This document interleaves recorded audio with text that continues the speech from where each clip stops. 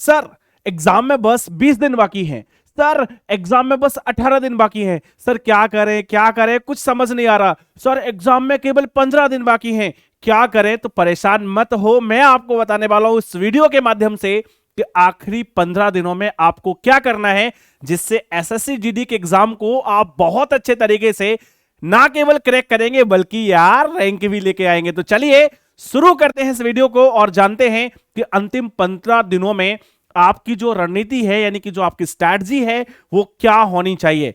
आइए जानते हैं। सबसे पहले रिवीजन हमें करना है। बहुत ज्यादा लोग परेशान है कि सर जैसे जैसे एग्जाम आ रहा है प्रेशर बढ़ता जा रहा है, सर बड़ी टेंशन हो रही है। इन सारी चीजों का ही तो समाधान है कि सबसे पहले अपने आप को काम रखना है, शांत रखना है। जितना आप काम रहोगे, जितना आपने आप के ऊपर को प्रेशर को आप कम लोगे, उतनी ही चीजें आपके लिए क्या होंगी, बेहतर होंगी। तो कीप काम, पहला रूल है कि काम रहना है, शांत रहना है। दूसरा क्या है, रिवीजन। रिवीजन बहुत इंपॉर्टेंट है, तो रिवीजन मेरे भाई जरूर करना। और किन किन चीजों का रिवीजन करना है उसकी भी हम लोग बात कर लेते हैं। सबसे पहले जितने भी नोट्स मेरे भाई आपने बनाए हैं, चाहे वो मैथ्स के हों, चाहे वो जीके जीएस के हों, चाहे वो आपके इंग्लिश या हिंदी लैंग्वेज के हों, और चाहे वो रीजनिंग के हो, फटाफट से मेरे भाई नोट्स का रिवीजन करना स्टार्ट कर दीजिए, क्योंकि नोट्स से जब आप रिवाइज करोगे ना तो आपका समय बच जाएगा। अगले पॉइंट की हम बात करते हैं। अगला पॉइंट, जितने भी आपने मैथ्स में या रीजनिंग में या फिर अदर सब्जेक्ट में जितने भी आपने कंसेप्ट सीखे हैं, स्पेशली जो आपने ट्रिक्स सीखी हैं, उन सारी ट्रिक्स का आपको क्या करना है, रिवीजन करना है। क्योंकि कंसेप्ट और ट्रिक्स का रिवीजन आप करेंगे तभी आपको वो सारे के सारे कंसेप्ट और जो ट्रिक्स है वो मेमोराइज रह पाएंगे। अगले पॉइंट की बात मेरे भाई हम लोग करते हैं। तीसरा पॉइंट, ये सबसे जरूरी है, जो कम से कम मेरे भाई लोग इस काम को कर रहे हैं, करेंट अफेयर्स। मेरे भाई करेंट अफेयर्स जीके जीएस का एक इंपॉर्टेंट पार्ट होगा, तो करेंट अफेयर्स का रिवीजन करना बहुत जरूरी है। क्योंकि करेंट अफेयर्स आप पढ़ रहे होगे, लेकिन अगर रिवीजन नहीं किया तो मेरे भाई भूल जाएगी, और भूल जाएगी तो फिर एग्जाम में काम नहीं आएगी, तो पूरी मेहनत आपकी क्या हो जाएगी, खराब हो जाएगी। इसलिए करंट अफेयर्स का रिवीजन जो है वो आपको जरूर करना है। अगला पॉइंट आता है आपका स्टैटिक जीके। स्टैटिक जीके यानी कि कौन सा पठार कहां है, कौन सी नदी कहां है, कौन सा जलप्रपात कहां है, वगैरह वगैरह, कौन से मुख्यमंत्री हैं, कौन से हमारे कैबिनेट मिनिस्टर हैं, प्रधानमंत्री कौन है, राष्ट्रपति कौन है, कैग का अध्यक्ष कौन है, फला फला फला चीजें, ये सारी की सारी आपकी स्टैटिक जीके के अंदर आती हैं। और इनसे रिलेटेड एग्जाम में क्वेश्चन पूछे जाते हैं, तो आपको स्टैटिक जीके का भी अच्छे से क्या करना है, और रिवीजन करना है। साथ ही साथ अगर मैं बात करूं तो आप मान लीजिए हिंदी अटेम्प्ट करने जा रहे हैं, तो हिंदी में भी वोकैब होती है। हिंदी की वोकैब क्या है, पर्यायवाची शब्द हैं, प्लोम शब्द हैं, मेरे भाई इनको याद करना होता है ना। और अगर आप इंग्लिश को अटेम्प्ट करने जा रहे हैं तो वहां पे भी वोकैबुलरी होती है, जहां पे आपसे अपोजिट वर्ड पूछे जाते हैं, सिनोनिम्स पूछे जाते हैं, तो मेरे भाई उनकी भी तैयारी आपको करनी है। तैयारी तो कर ही रहे हो ना, क्या करना है, रिवीजन करना है। रिवीजन मेरे भाई सबसे जरूरी है। तो ये वो सारी चीजें हैं कि आराम से शांत होकर सारी चीजों को क्या कर लीजिए, रिवाइज कर लीजिए। अगले पॉइंट पे बढ़ जाते हैं। इसके बाद मॉक टेस्ट मेरे भाई जरूर लगाना है। अगर आप मॉक टेस्ट नहीं लगाएंगे तो आप मान लीजिए कि एग्जाम की तैयारी आपकी केवल 50% ही रह जाएगी। अगर आप चाहते हो कि आपको एग्जाम की तैयारी करनी है तो मॉक टेस्ट मेरे भाई जरूर लगाना। और कैसे लगाना है, देख सकते हैं इस स्क्रीन को।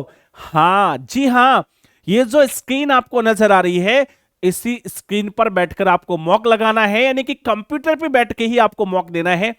तभी तो आप फील कर पाओगे कि एग्जाम पैटर्न पर ही आप मॉक टेस्ट पेपर दे रहे हो। और मॉक टेस्ट पेपर मेरे भाई पूरा पूरा लगाना है, आधा अधूरा मत लगा देना। मॉक टेस्ट पेपर आपको पूरा पूरा लगाना है, ठीक है। तो अगला काम है कि मॉक टेस्ट पेपर आपको जरूर जरूर जरूर अटेम्प्ट करना है। 15 दिन 15 मॉक टेस्ट आपके पास कम से कम होना चाहिए, वो भी पूरे पूरे का मतलब है सारे सेक्शन आप अटेम्प्ट करोगे।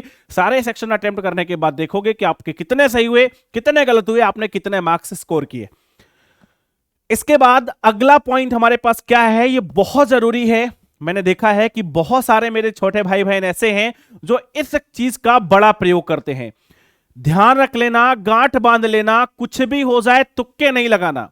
क्योंकि अगर तुक्के लगाओगे तो 2 नंबर तो उस क्वेश्चन का जाएगा, जो कुछ हमने कमाया है वो भी चला जाएगा, क्योंकि 0.50 की क्या है मेरे भाई, नेगेटिव मार्किंग है।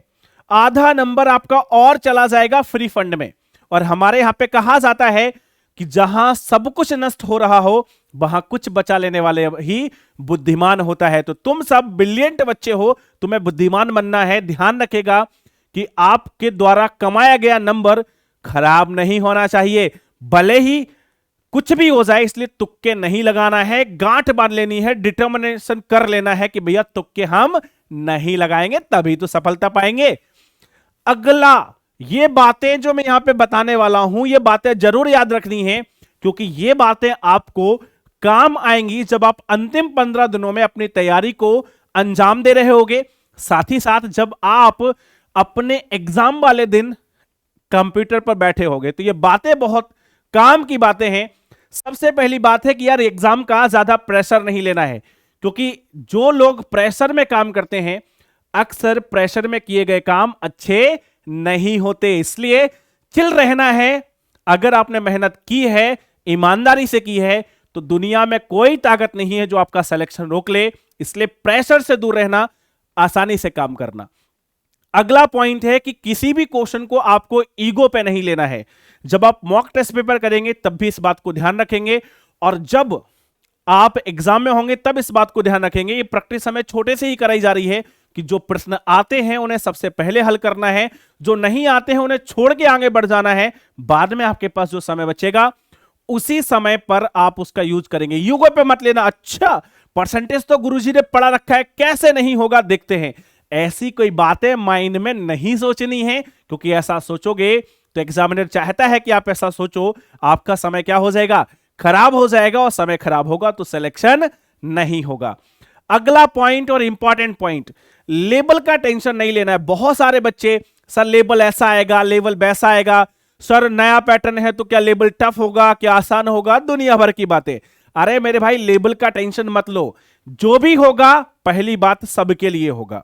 और अगर मान लीजिए मेरी शिफ्ट में लेबल कठिन भी हो गया, मेरे भाई की शिफ्ट में आसान हो गया, तो ध्यान रखना नॉर्मलाइजेशन होता है, तो नॉर्मलाइजेशन होगा, इसलिए लेबल का टेंशन नहीं लेना।